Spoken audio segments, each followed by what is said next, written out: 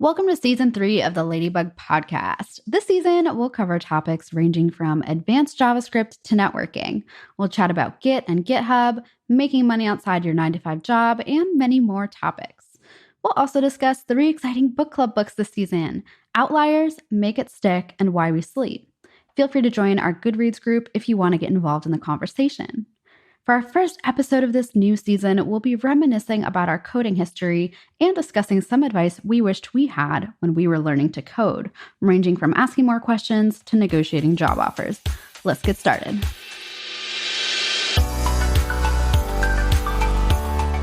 Welcome to the Ladybug Podcast. I'm Kelly. I'm Allie. And I'm Emma, and we're debugging the tech industry. AWS Amplify is a suite of tools and services that enables developers to build full-stack serverless and cloud-based web and mobile apps using their framework or technology of choice on the front end. Using Amplify, you can quickly get up and running with things like hosting, authentication, managed GraphQL, serverless functions, APIs, machine learning, chatbots, and storage for files like images, videos, and PDFs. Amplify is built especially in a way to enable traditionally front-end developers like myself to be successful because they can use their existing skill set to build real-world full-stack apps that in the past would require deep knowledge around backend, DevOps, and scalable infrastructure. The Amplify console then allows you to use a GitHub repository to deploy a globally available CDN with CI and CD built in. To learn more, visit aws-amplify.github.io. So let's start this episode by discussing how long we've been in the industry, kind of just high level what our coding journeys have looked like. I know we've touched on this in previous episodes, but just for our new listeners. Allie, you want to go first? Yes. So I took a computer science class when I was a sophomore in college, thinking that I was going to learn how to use Microsoft Word and Excel better. I thought that's what computer science was.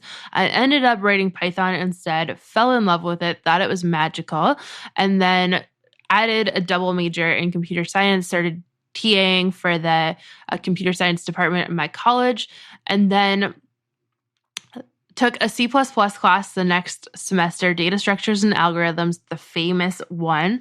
And I felt like I did not belong at all. I stuck out like a sore thumb in the class. It was a bunch of people who had been programming their whole lives, mostly dudes, mostly very different interests than me. And one of our first assignments was writing a Sudoku solver. So a algorithm that could solve any Sudoku puzzle for us. So pretty challenging. And I was pulling all-nighters in this class, could not do a lot of the assignments and was very stressed out by it. And so after that, I decided that programming wasn't for me, that I didn't fit into the industry. But then from there, I got a data analysis job later that year when I was a junior in college and realized that I could automate my own job using Python. So I could do a lot of my own tasks at work and speed them up considerably by writing Python scripts instead of doing it manually. From there, that led into a software engineering job, and I actually left college as a junior in college in order to be a software engineer, which is really funny for somebody who quit programming earlier that year. But so I've been in the industry like 6 or 7 years, something like that, and have had lots of different positions from front-end software engineer lead positions there through developer advocacy type things. And my current job is that I teach at a coding bootcamp General Assembly, which is my dream job. I get to work with students all day and it's pretty amazing. Kelly, you want to talk about your history a little bit? Yeah, so mine is pretty unconventional. I wanted to learn how to code because I had an account on Neopets. If you're not familiar with the site, you have a virtual pet and you can feed it and you can play games and you can kind of create your own little website, like mini pages on there, and have communities called guilds. And in order to customize these things, you needed to know HTML and CSS. And so my dad bought me a book called HTML Goodies. And that was my first jump into learning how to code. So I was 11 years old at the time. When I was 14, I built my first website for a client. So it was for a hunting supplies company up in Michigan. And I got paid a t-shirt. Really good deal for him. I still have the shirt, though. It's like my first dollar. So it's kind of fun. It had been used as a Amazing. dust rag for many years. So it's missing a sleeve. It's super dirty, but my dad did a pretty good job of cleaning it up the best he could. So I'll probably frame it at some point. Yeah, so I just kept on, building up my skill set through WordPress sites and MySpace layouts and building, dumb little websites and blogs. I think I had a health food blog for a little while, and I didn't know how to take good pictures for it. So all of like if you've ever seen the subreddit called shitty food porn, I think every single post that I ever made on there or like on my blog should have belonged on that subreddit. But yeah, so that was really most of my coding journey as far as learning how. I never wanted to go to college to learn how to or to be like a developer as a full-time job because I figured if I enjoy doing this as a hobby, if I'm forced to do it, I'm going to grow to hate it. Jokes on me, obviously, but I ended up going to undergrad, got my bachelor's in psychology, and I have 2 master's degrees in public health and clinical social work. And my first real job, quote unquote, was a fellowship at the Centers for Disease Control. They needed somebody who had their master's in public health who also knew how to code, and I was the only applicant. And I got the job, so that was cool. But it was my first time working in a professional environment as a developer, and I hated it. Probably had to do with the fact that it was like a federal company and there was a lot of red tape, and I couldn't even I think I had to fill out a 6-page form about why I wanted to install Sublime on my computer to code. It was just things like that. But I was freelancing at the same time. I freelanced all through undergrad and grad school just to help pay for school because college in the States is very expensive. Still came out with a ton of debt, but that doesn't matter. But yeah, so once my husband and I got married, I quit working for CDC. I only lasted like 8 months there, I think. And I went all in full time on my own. So I've been freelancing. I've been my own boss since 2015. And in 2017, I transitioned from being a freelancer to running a company and having employees. So now I have a team of 11. It's been a journey. Emma, tell me about your journey. So I began by programming for Neopets, and then I'm just kidding. I didn't actually play Neopets. Don't at me. But I did. Such a loss. I did code on MySpace because I thought it was super cool. I didn't realize it was coding, though, going to be honest. So I basically had a vendetta against anything programming just simply for the fact that my dad wanted me to get into programming because he was an architect at IBM, and he was like, you need to get into programming. You're going to be great at it. I'm like, no, Dad, I'm going to quit college and go to music school, which I almost did. I was very close to doing that. But I ended up switching my major to computer science and business. And so I started actually programming my sophomore year of college, which was, oh my goodness, 2015, 14, 13, around 2013. So I did about 3 solid years of programming with Java, MySQL, MIPS. I did some front-end dev. But after I graduated, I moved down to Austin, Texas. I worked at IBM for 3 years. I got to work on a lot of different projects. I did WordPress and PHP. I did Salesforce and their Lightning design system. I used Vue.js and built a quantum computing site. And then 3 years after I began at IBM, I ended up leaving and I moved to Germany, where I worked at LogMeIn. I worked on the product team for GoToMeeting for a year, doing React, Redux, and TypeScript. A year after, where I'm currently at now, is I build design systems using React. And I've just accepted a job offer with Spotify in Stockholm, where I will be going back to React, Redux, and TypeScript. And I am very excited about it. So that was my high-level career journey. We've all looked a little bit different, but I do think that a lot of our advice is going to be the same. I struggled for a lot of my career. Like the first 3 years of my career, I feel like I cried at least once a week. Because I simply didn't know what I was doing. And I was told many times that I just needed to get my shit together or I wasn't going to succeed. Well, guess what? I did get my shit together. So Proud of you. thanks. So today we're here to talk about all the things we wish we had known when we had started our coding journey. So Allie, what is your first piece of advice for our listeners? I think the first one is to find a community of other programmers. I definitely did not have this at the beginning of my career whatsoever. I only had this a couple years in when I started going to coding events in DC. I started by volunteering at Django Girls, which is an amazing program where you learn Django, which is a Python framework.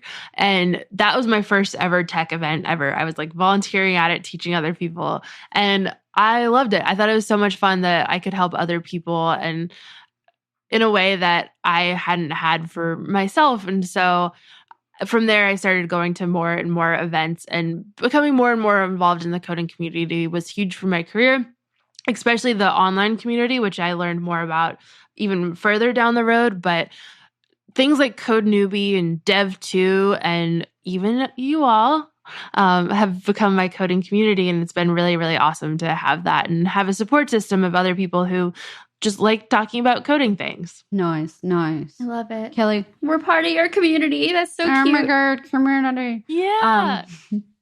How about you, Kelly? What's a piece of advice you would give? One of my absolute favorites is don't code all the time. Take breaks. It's really easy to get sucked into whatever it is that you're working on, and you have this issue you're trying to solve, and it's just like, I'm just going to keep on at it. I'm going to keep on trying to fix it, and then 3, 4, 6 hours pass, and you're still staring at the same issue. One of the best things that you can do to solve technical issues is to walk away from the issue and come back with a fresh mind. So that's absolutely one of my favorites. And also just not only in the sense of solving problems, but just take breaks in general. Like, you just don't have to be coding all the time in order to have a successful career. You can have other hobbies. You should have other hobbies. This is so true. And it's so true when you're learning as well. I think people are tempted to just take a whole Saturday and the whole entire day, code the whole entire time and teach yourself a new framework. But you actually learn much better if you do spaced repetition in your learning, where you learn something for an hour and then you step away from it for a while and then you come back to that thing for another hour. Your brain goes into what's called diffuse mode, and that allows your brain to make the connections between different topics that you know. And so taking breaks, it sounds like this ushy-gushy thing, but it's actually how your brain works, and it's brain science. So it's so important. Brain science. Brain science. I think this is a good time to also plug our episode, Learning How to Learn, from last season as well. This is the thing that I totally nerd out over, so sorry. We're also reading Make It Stick this season for our podcast, so you should definitely follow along. It's all about learning. It's Allie's pick because Allie is an amazing teacher who likes to teach people how to learn. That's it.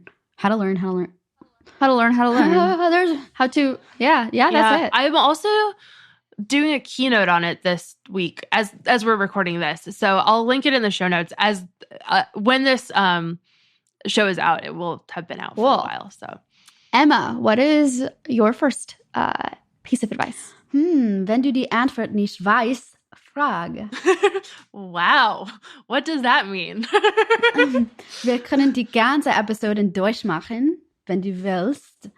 I am so impressed. I'm so confused and impressed, but more confused than impressed. I want to speak German more often because I'm leaving, so I'm gonna miss it. I'm gonna be honest.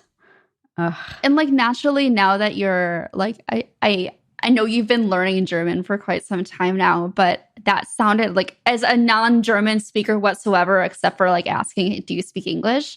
And saying no, that sounded really great. Ja, ich wohne in Deutschland seit 2 Jahren und ich zog nach Schweden. I don't know how to say Sweden in German, but ja, meine Katzen sind jetzt Deutsch. This is not a German episode. I actually had to remind myself to speak English again.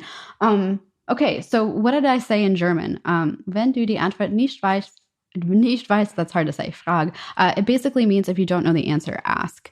The caveat here is you should at least try to solve the problem before you ask a question, because I made this mistake a lot in my career where if I didn't know something, I would simply ask. I wouldn't even do a Google search. And this really hindered my relationship with my coworkers, but it also prevented me from learning how to learn, essentially. So if you're stuck on a problem, first try to figure it out. Write down, goes back to how to problem solve. But at least write down the things that you've tried and try to figure out why they didn't work. And if you've spent, 20 minutes trying to solve something and you're stuck at that point, just ask a coworker, because you have to remember that the amount of time you spend on something, like at a certain point, you should just ultimately ask someone if you're stuck. This is my personal opinion, and this is what works for me. But I at least always try to figure out the answer first. And also, if you're hopefully that you are in an environment where you do not feel scared to ask questions. All questions are good questions, in my opinion, and there's never a dumb question, because if you don't understand something, there's a break in communication somewhere. Something broke down. So it's not your fault for ever having a question. Agreed. I think it's so important to foster this skill. Was so bad at it early career, and I think I still am not the best at feeling comfortable asking questions. I think a lot of that comes down to potentially like being the only woman usually in the environment, is you don't want to look at like the person who doesn't understand things. And that was something that I was really, really afraid of early career. But it's naturally like you have to ask questions, and it's something that everybody has to do. If you're stuck on something, you're wasting your time and you're getting frustrated, and you're probably not learning if you're at that point of frustration. So it's so important to be in a situation where you can ask questions. And there are so many people, if you're in the learning process, so if you're not a professional developer yet, there are so many forums online that you can ask questions on. So Dev2, Twitter, sites like that are really great for asking questions if you're not in a workplace yet. Those are more approachable than Stack Overflow for me. Same. Marked as duplicate. Figured it out, closed. Nice. Nice. I've never asked a question on Stack Overflow. It terrifies me. I did. I don't know if I got any responses. Anyway. Wow, you're gutsy. Okay, cool. We're back to Allie. We're just gonna keep doing round robin over here, which is wow, that's a systems design, cache eviction policy, load balancer solution. So we're gonna round robin it back to Allie. Wow, that's a lot of words. Another big one is imposter syndrome. So I quit coding because I thought that I didn't fit into the industry and that I wasn't very good at it. In the beginning of my professional career, even once I had made it into the industry, I still thought that I was awful at coding. I thought that they were really just being nice to me by giving me a job, and that I was a total noob, and tried to keep to myself as much as possible so I wasn't bothering anybody. And that's imposter syndrome. And so many people in this industry deal with it because there's so much out there to learn. Nobody can ever know everything. And there's this danger to compare yourself to other people and feel like you're an imposter in the industry. And so I think overcoming imposter syndrome, or at least making progress on it, is really, really important. So we have a whole entire episode on our tips for overcoming imposter syndrome, but I will give a piece of advice here, and that is to track your wins. So have some sort of document where you keep track of awesome things that you're doing and your progress in it. It'll be really helpful for your career itself, but it's also great for overcoming those imposter syndrome thoughts that you may have. Totally. It's something, it's very important to note that this is, even as you progress in your career, you can be very senior and still be experiencing imposter syndrome. Like, it is a very, very normal thing. Yeah. And the more that we talk about it, the more normalized it becomes as well. So my next piece of advice is sharing your learning journey can help not only yourself, but others too. It's important to remember that wherever you are at in your learning journey, there's somebody else who can learn from you. Even if you're starting from scratch, what are the tools that you're currently using to learn? Even sharing the courses that you're doing, or, I really like Free Code Camp or something like that. That will help somebody else. So sharing your learning journey is going to help others, but also the more you talk about what it is that you're learning, when you figure out something cool, you're like, hey, something clicked. People want to celebrate those wins with you. And it's as Allie was just talking about, having the wins log, however you want to phrase that, or however you want to put it. It's these types of things that are really great to reflect on in your own learning journey. Totally agree. I think I've recognized the fact that my learning journey, especially when it comes to learning foreign languages, which you just heard me speak German, I'm now going to be learning Swedish. I personally enjoy sharing that with the world, but I've got to be honest too that that's really hard for me because I do get feedback sometimes of people saying I'm wrong or there's a better way to do it. And so, there are upsides and downsides to doing that. But if you're comfortable sharing publicly, it can definitely help people. Yeah, I so agree with that. And it's something that I struggle with too, is I want to put all these things out into the world that show that I'm knowledgeable about topics, but also sharing the things that I'm not knowledgeable about is super helpful for people who might be comparing themselves to me or looking at me and being like, oh, she has a bunch of followers on the internet. She must know everything. Like, I definitely do not. And sharing what I'm new at, I think can be helpful for people, but it's a really, really hard thing to do. So we're not trying to undervalue that at all. Mm-hmm. It's something that is challenging for us still too. For sure. I think my next piece of advice is just surround yourself with people who support you. When I was beginning my career, and not even just my career, but in college, like I got so much feedback from people like, oh, you'll never make it in this industry, or you're not good enough, you're not smart enough. And I recognized quickly that I needed to surround myself with people that lift me up and not tear me down. So I'm kind of more selective with the people that I kind of like let into my inner circle, I guess, just through being burned in the past. But if you don't have people around you that support you, try to seek out those who will. And that can be really hard, especially if the people that you're closest to are tearing you down. That's not healthy. And so I would try to seek out, if you're able to, seek out a community that is willing to support you. I would say, like, Kelly, I think you'd mentioned Free Code Camp. Everything they're doing at Free Code Camp, everything they're doing with like Code Newbie, they have a great community and people are generally very accepting and very supportive over there. So if you need support, I would highly recommend those two communities. Those are great ones. Another big one that I talk about a lot is getting stuck in the cycle of tutorials. I don't know if any of you did this, but I'm completely self-taught in web development. I had some computer science background for the fundamentals, but everything web related, I taught myself. And at the beginning, I would do like a quarter of 20 different tutorials on a topic. So I would do like the first couple steps of a Ruby on Rails tutorial and then skip to a different Ruby on Rails tutorial and do a couple steps of it or do the whole entire thing even. But then instead of actually building anything, I'd just go to another tutorial. And it was this cycle that would repeat itself. I'd never actually build anything. I'd never actually learn it. I would just follow along with tutorial after tutorial after tutorial. And I think that's a pretty common thing that people will get stuck in is it feels safe to do tutorials. You just are following the same steps as somebody else. You're following along with their instructions, but it's a lot more challenging to extend that and go outside of that tutorial. But that's what you need to do in order to grow.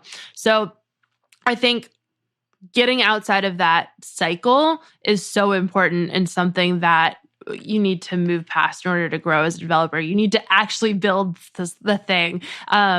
When you're learning how to ride a bicycle, you can read a book about how to read a bike or watch YouTube videos or something like that, but you can't actually learn how to ride a bicycle without riding the bicycle. So it's the same thing for coding. You need to actually write the code yourself and do something outside of those tutorials to really learn. It's funny because like I completely agree. We're talking about getting stuck in it. I was like, I immediately thought of that meme of like, help, I've fallen and I can't get up. It's like, help, I've fallen into a pit of tutorials and I can't get out. You know what I'm talking about? Yeah, the best I know ads exactly of all what you're time. Help, talking I've fallen and can't fall. Help, I've fallen and can't get up. Yeah. So, I mean, it's kind of sad now that I'm saying that out loud, but they are iconic. So my next tip is get comfortable with being uncomfortable. I find that I was able to learn a lot more, even if I was making mistakes, by putting myself into situations where I didn't know exactly what it was that I was doing. I had to force myself to step outside of my boundaries to find these new opportunities. They weren't necessarily just being handed to me.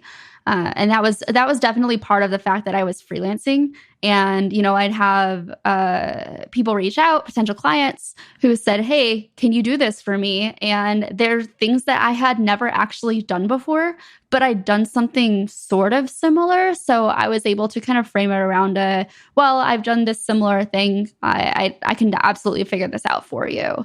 But it was putting myself in that position, not just turning it down because I didn't know how to do it, that allowed me to learn these new skills. It's the whole reason why I got into Shopify in the first place, actually. I think that's so true for learning new things in general, is it's not going to feel super comfortable at first. There is this chart that's the emotional cycle of change. And normally when you're learning a new thing, it's really exciting at first, and then it becomes really, really difficult and you feel like you're never actually going to learn the thing. Maybe you run into a bug that you can't solve. But then you get past it and you do end up learning the thing, and that's when you actually are successful in it. So getting comfortable with being uncomfortable, I think, is so important. Definitely. And I think something that goes along with being uncomfortable is asking for constructive criticism or asking for feedback early and often. I wish that I was able to separate the personal from the workplace in a sense of receiving constructive criticism. So if someone provides you constructive feedback in a non-threatening, safe space, don't take that personally. It's not a reflection of who you are as a person. They should be trying to help you grow as a developer. But early in my career, I would often get this feedback and I would take it personally, like, oh my gosh, this person doesn't like me. They, all these other things. But really it was they believed in me and they wanted to see me grow. And sometimes you need to hear the hard things to be able to grow. And so I think moving to Germany has made me more open to constructive criticism, as they're a more direct feedback culture versus the United States. We typically give feedback sandwiched between two compliments. So I do think that moving to Germany has given me a tougher skin where I'm able to accept criticism more, off the cuff, but also digest it a little bit better. So my advice is just ask for feedback, be proactive about it. What can I improve? Especially if you're trying to get a promotion at some point, asking for the areas of improvement versus demanding, I want a promotion, saying, where can I improve to achieve this next level? Like those are really great ways to go about it. And I'm going to add another one that is super related to the two that we just did, the comfortable with being uncomfortable and asking for feedback. And that is to stop being such a perfectionist. Especially in school, I was a total perfectionist. I was one of those like straight A students who was super obsessive about it and making sure that I was perfect at everything. I talk about how I dropped out of computer science because I thought that I was awful at it. I got like a B plus in my computer science class that made me drop out of computer science. And looking back on it, I'm like, that was so ridiculous. Like, why did I think that I was awful at something because I got a B in it? And that was just the way that my life has been up to that point. Like a B was unacceptable to me. And so the same thing was true in my jobs. I would work such absurd hours and try to learn absolutely everything. And yeah, that allowed me to accelerate in my career super fast, but it also made it so that I didn't have a life outside of work for a very long time. And so for me, I put a ton of pressure on myself and put pressure on myself to be perfect at a lot of things. And I think that that's really harmful in a lot of ways, especially when you're programming and you're going to hit bugs. That's part of the process. A bug is not a bad thing. Getting an error message does not mean that you're a failure.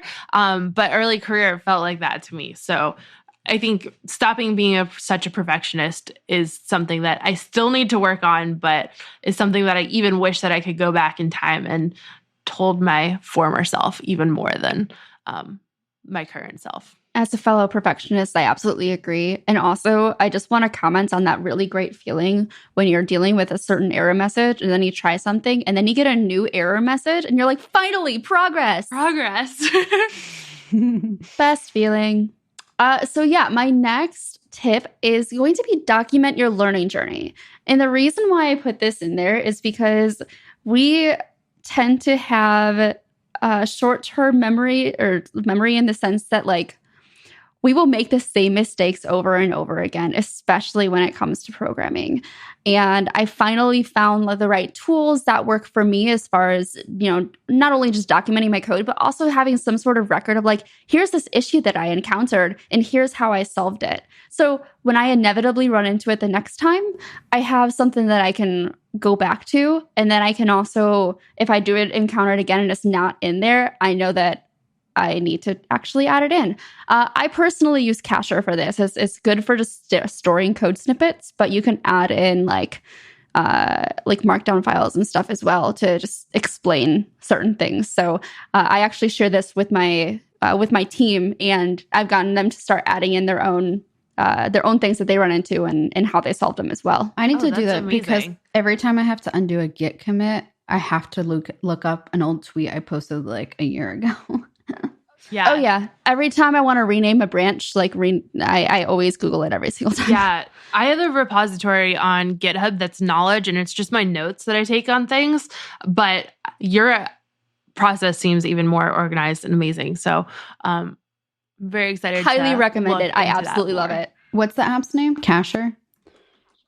Yeah, we'll link it in our show notes. I need that link now. Yeah, that's what I'm doing. So, kind of alongside of this, documenting your learning journey is learning how to Google. So, if you're stuck on something, understanding the way to search for your question is going to be really important. The more specific you can be, the better. And understanding if you're going through Stack Overflow, which can sometimes help you fix your bug, maybe sometimes it doesn't, but understanding what posts are going to work for you or what answers are relevant to you is going to be really important. I didn't know how to Google for the longest time because sometimes you just don't know where to start. Sometimes you don't know how to describe your problem or what to Google. So maybe at that point you can, if you have a coworker who's willing to pair program with you or rubber duck with you or mom program, at that point maybe you can reach out to them for help about how they would go about debugging a problem. I think that's one of the absolute best skills that you can learn. And it's something that you learn over time. It really is. And I made a joke tweet about it recently, where I, Googled the specific error message I got and I got no results. But when I actually Googled just the general problem that I was having, I was actually able to find the solution. Oh, wow. One Google tip that I learned recently is that you can do like a greater than a date, and then you can only get Google results from that time or more recent. So if you only want to get results from like the last 3 years, you could do greater than 2018 or greater than 2017, and that will give you only results from the last couple of years, which I think is really cool. Oh, that's helpful. Yeah. I usually just hit search tools and narrow it down that way, but yours is way faster. Fun facts. So another thing that I wish that I learned, and I think that this is actually more and more true now than it even was at that time, but there are different ways to learn how to code. You don't need a computer science degree. Having a computer science degree is awesome and can be really, really helpful for your career, but there are self-taught developers. There are people who go through boot camps and are very successful. And I think that that's awesome. There's different ways for different people to learn according to their learning style and the things that they want to know and the time period and budget that they have. So you don't need to go back to college to get a computer science degree to become a software engineer. And I think that that is something that I wish I knew sooner. Completely agreed. So one of the things that Emma wrote down that I am now going to be discussing is try to be honest with your manager. Now, I have a team of developers who all have different skill levels in various programming languages. They all have different interests. And one thing I try to get out of them as early as possible in in our journey of working together is what exactly is it that you're interested in? What do you want to learn? Where do you feel that you're weakest? And I use these kinds of this honesty with me to kind of frame the projects that I'm giving them the opportunities that they need to learn. Like if you need to learn more CSS, I might, send you over to a front-end master's course, and then I'm going to assign you to a project that's going to be lower stakes, like maybe our own website, where you can take your time to learn and apply the concepts under, no pressure under a deadline. If you're stuck on something, talk to your manager about it. Like the earlier you're running into this roadblock, the earlier you can actually come to your manager about it, the sooner they can do something about it. Your manager theoretically should be there to help you grow and help you learn. And that honesty is going to, that transparency is really going to improve not only your time working with this company, but also just your own growth in general. I mean, I was just going to say, don't lie to your managers. That was my advice, but no, I'm kidding. I I was thinking more along the lines of like, if you're unhappy doing a certain specific task. So when I started at IBM, I got put on an accessibility project, which I learned a lot about, but it just wasn't my passion. And so I told her, my manager at the time, I'm really happy to do this role, but I don't want to do this full time forever. And opening that conversation or telling, your manager, hey, I just don't feel like I'm adding enough value here. I would like to look for something else, different kind of role, something like that. That's the best kind of thing. Those conversations are hard, but they're very important. So true. I've had a lot of those conversations recently as well. Yes. So one of my other pieces of advice is to celebrate your small wins. We've talked a lot about Atomic Habits, and, it was our first book club book, and it talks about how small habits compound over time to ultimately get you where you want to be. So don't overlook your small wins. If you merged a branch into master for the first time, celebrate that. Like, keep track of these things, write them down. They're very important. Man, your first approved pull request for an open source project is like a really big deal. I've never had that happen. It was a really big deal for me. I was very excited the first time. I think it was a contribution to Gatsby. That's awesome. Oh, wow. That's awesome. Yeah. It's a good one.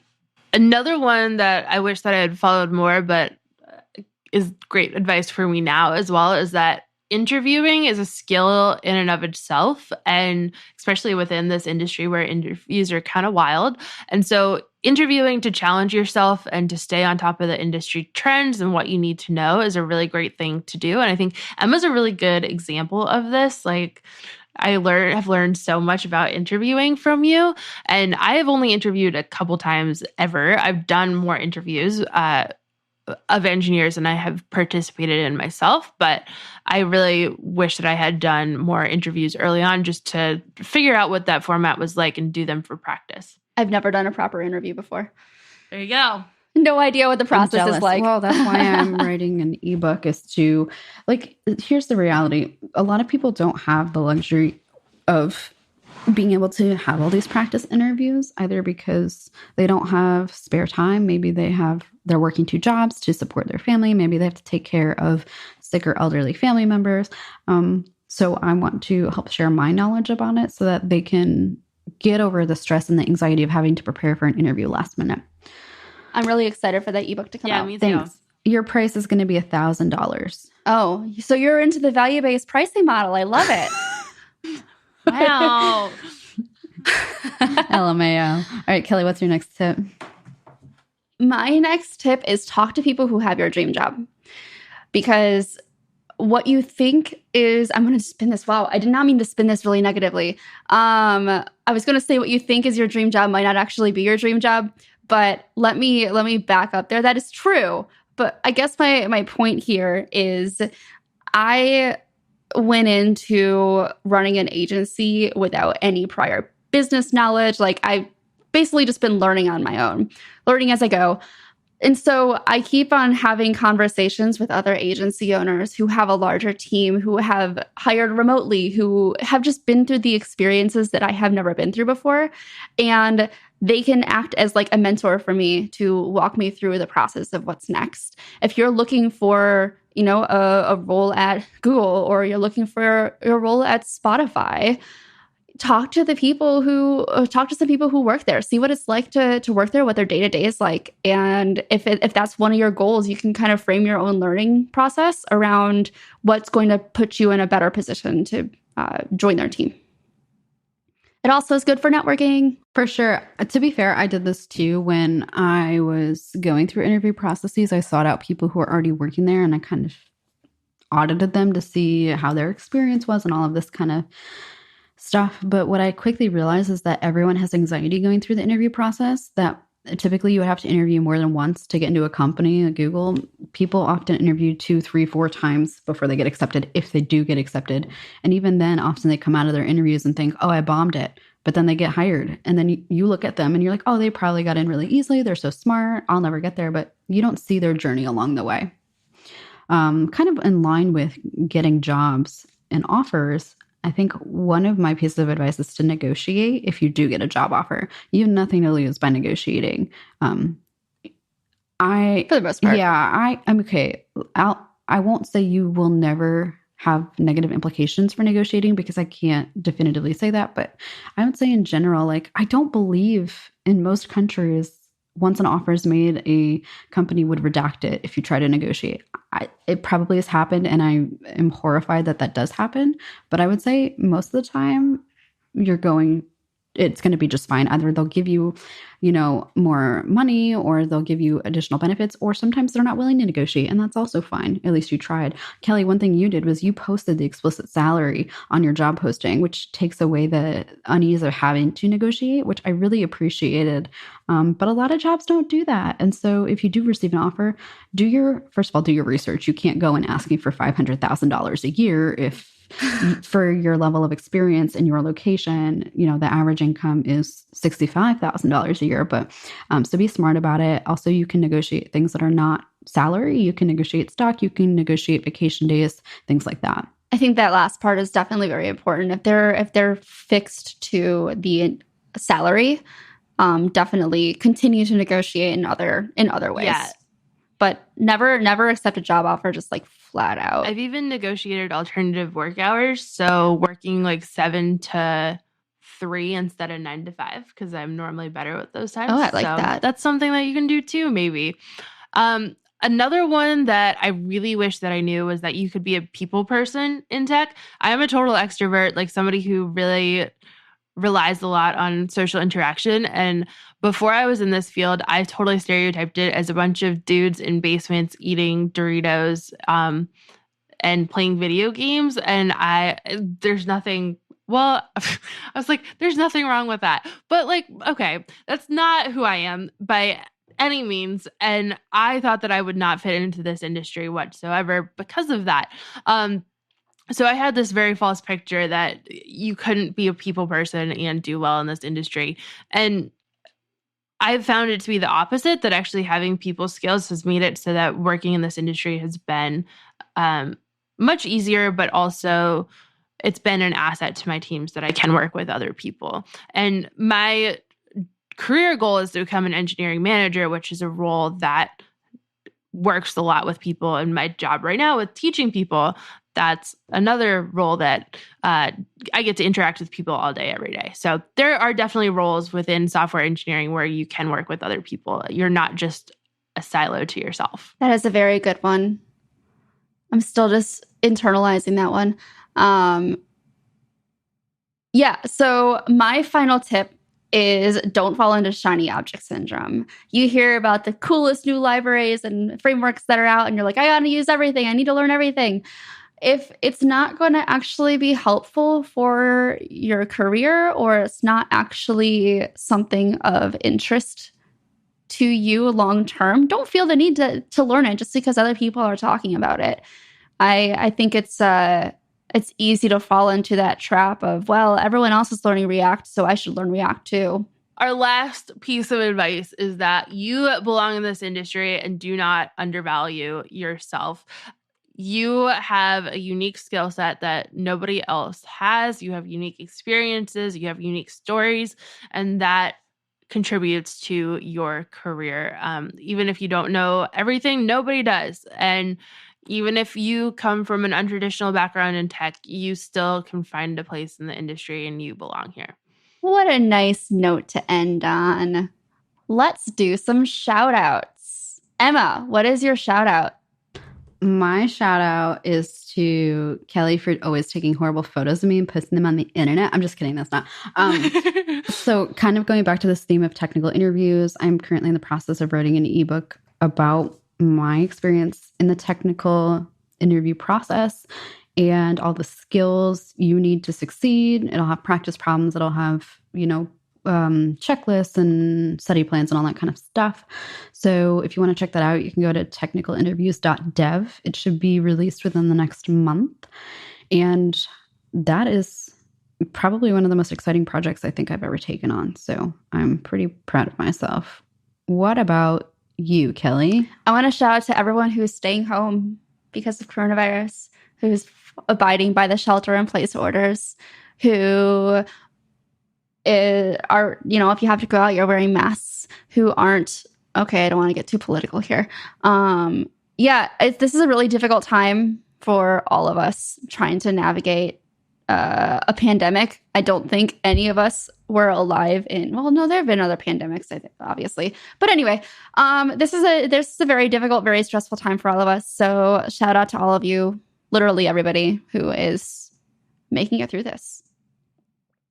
Ellie, what is yours? I want to one-up that one as somebody who Wow. had the virus. I don't know. I feel weird talking about it, but yeah, I had coronavirus very early on when it was just kind of starting in New York City, and I got diagnosed with it. And so I've been especially shut in for the last while, and I live alone, so it's been a roller coaster for sure, especially moving into a brand new city and then getting immediately quarantined. So Girls Night In, which is one of my favorite newsletters, I read it obsessively every Friday. They made a website, stayhometakecare.com, and it has a bunch of activities to do while you're at home alone. And so I think it's a really, really great resource and has lots of fun ideas for Zoom hangouts. We did a Zoom happy hour, the three of us. It was really fun. So lots of different ideas out there. We did a Zoom happy hour at like 10 a.m. and there was wine. It was very early. So none of us were like really drinking hard. It was very, well, yeah. Okay, yeah, we weren't. You were waiting on your brunch to be delivered. Yes. It took forever. It was not ideal. Definitely. So this was a really fun first episode of season 3. And if you listening liked this episode, tweet about it. We really do read every tweet and every review that comes in. And if you do tweet about it, I will give you a free copy of the book that I'm writing about technical interviews. So make sure you go do that. This month's book club book is Outliers by Malcolm Gladwell. This was the one I picked. I was super excited to read it, and I did already read it, and I have some thoughts about it. If you want to join in this discussion and kind of hear my thoughts, you can check out our Goodreads book group, which we have linked on our website. And you can also learn more about our future book club books this season by checking out ladybug.dev. We post new podcasts every Monday, and next week we're posting a very fun episode about all things JavaScript. So make sure you're subscribed to get notified and leave us a review. See you next week. It's an intense one. We recorded it before this one. It's intense. Spoilers. Okay, see you next week. Cheers. Bye.